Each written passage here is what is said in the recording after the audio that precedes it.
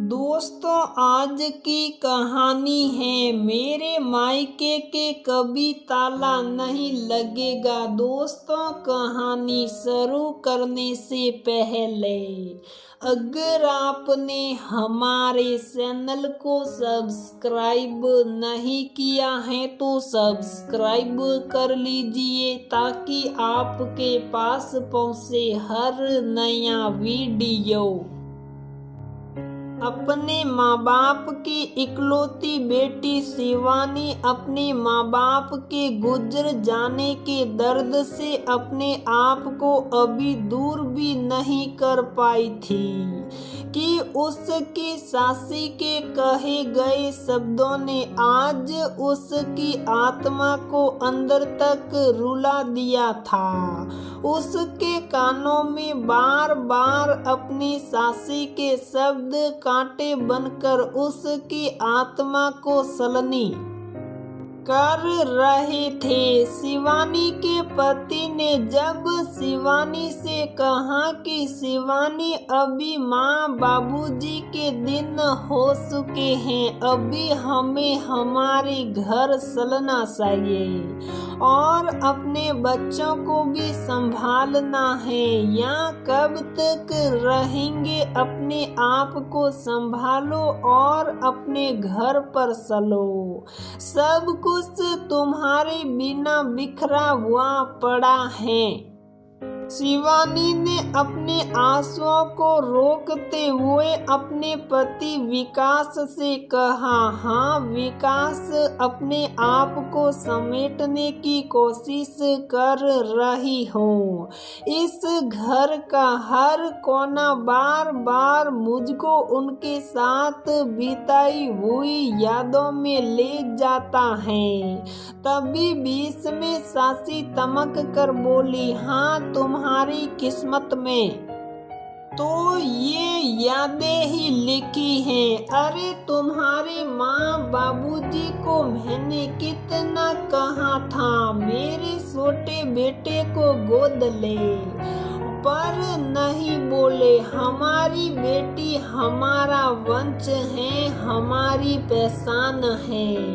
अरे आज मेरे बेटे को गोद ले लेते तो इस घर की देखभाल करने वाला कोई तो होता। तुम्हें तो अपने घर जाना है, अपना घर संभालना है। कम से कम इस घर में आने का तुम्हारे पास कोई कारण तो होता। अब लगा दो अपने मायके के ताला और हमेशा भूल जाओ। अरे यहाँ किसके पास रुकने आओगी? जब आओगी तो तुम्हें कोई पानी पिलाने वाला भी नहीं होगा। ये तुम्हारा घर भूतों का घर बनने वाला है। अब भूत नाचेंगे इसमें। मेरे बेटे को अपना बेटा बना लेते तब मैं भी तुमसे रिश्ता रख लेती, पर अब समझ लेना तुम्हारे कोई सासा सासी भी नहीं है। जाओ जल्दी करो, मायके के ताला लगा जाओ। यही हाल होना है तुम्हारा। शिवानी अपनी सासी का ये रूप देखकर दुखी हो गई। उसके आंसू रुकने का नाम नहीं ले रहे थे।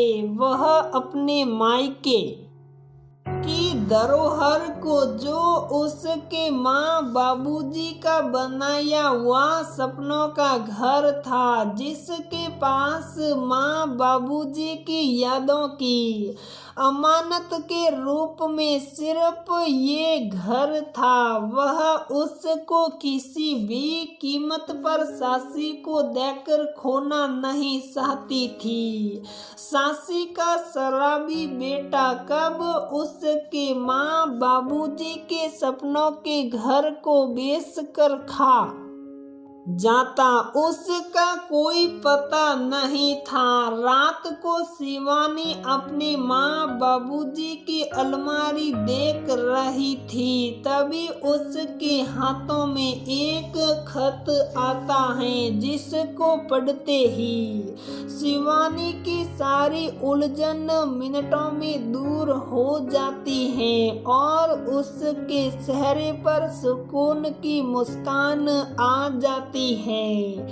शिवानी सुबह उठते ही गांव के सरकारी स्कूल के प्रिंसिपल को फोन करके अपने घर बुलाती हैं। शिवानी प्रिंसिपल साहब के सामने अपने बाबूजी का खत रखते हुए कहती हैं कि प्रिंसिपल साहब, आप बाबूजी के दोस्त हो और बाबूजी की हमेशा यही इच्छा रही कि उनके गांव के बच्चे खूब शिक्षित बने। इसके लिए बाबूजी आपकी हमेशा स्कूल के कामों में हमेशा मदद करते रहे। बाबूजी अपनी इस इच्छा के बारे में आपको बताना चाहते थे, पर भगवान ने शायद उनको ये मौका ही नहीं दिया। उन्होंने ये बात पहले ही लिख कर अपने पास रख ली थी कि उनके जाने के बाद उनकी इस हवेली को गांव के सरकारी स्कूल में बदल दिया जाए। सरकारी स्कूल में कमरों की कमी है, बच्चों को बाहर बैठकर पढ़ना पड़ता है। आप आज से इस घर को स्कूल के रूप में एक मंदिर बना दीजिए। बाबूजी की आत्मा को भी शांति मिलेगी और मेरे लिए मेरा मायका हमेशा आबाद होकर हमेशा खुला रहेगा। स्कूल के बच्चों के रूप में मुझको एक भरा पूरा परिवार मिल जाएगा और आपके रूप में पिताजी का आशीर्वाद। प्रिंसिपल साहब ने शिवानी के सिर पर अपना हाथ फेरते हुए आशीर्वाद देते हुए कहा, बेटा, इतना बड़ा नेक काम तुम्हारे पिताजी करके गए हैं, उसके लिए पूरे गांव के बच्चे उनके एहसान मंद रहे। तुम्हारा ये घर विद्या का मंदिर बनेगा और हमेशा इसको तुम्हारे पिताजी के नाम से जाना जाएगा और तुम सब स्कूल के बच्चों की दीदी बनोगी। जब तुम्हारा मन करे अपने मायके आना, तुम्हारा ये मायका तुम्हें हमेशा गुलजार मिलेगा। तभी शिवानी की सासी को इस बात की भनक लग गई और वह उनके घर आ गई।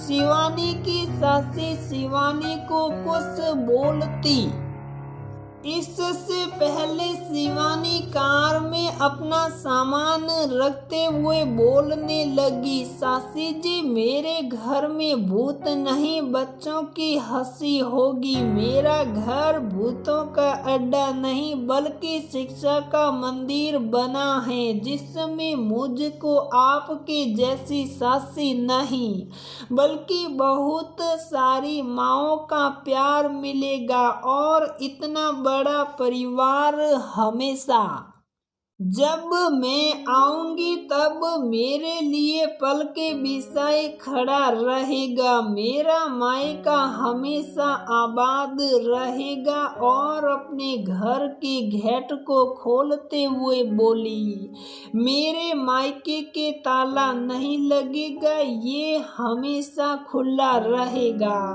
और वह भी मेरे भरे पूरे परिवार से। पूरा स्कूल मेरा परिवार बनेगा। ऐसा बोलकर शिवानी खुशी मन से अपने घर अपने बच्चों के पास चली गई, अपने मायके में हमेशा आने की आस लेकर, क्योंकि शिवानी अपने मायके में अपना पूरा परिवार बसा कर आई थी, जो हर वक्त उसके आने की आस रखेगा। तो दोस्तों, हमारी ये कहानी यहीं पर समाप्त होती है। अगर आपको हमारी ये कहानी पसंद आती है तो प्लीज़ वीडियो को लाइक करें, शेयर करें और हमारे चैनल को सब्सक्राइब ज़रूर करें।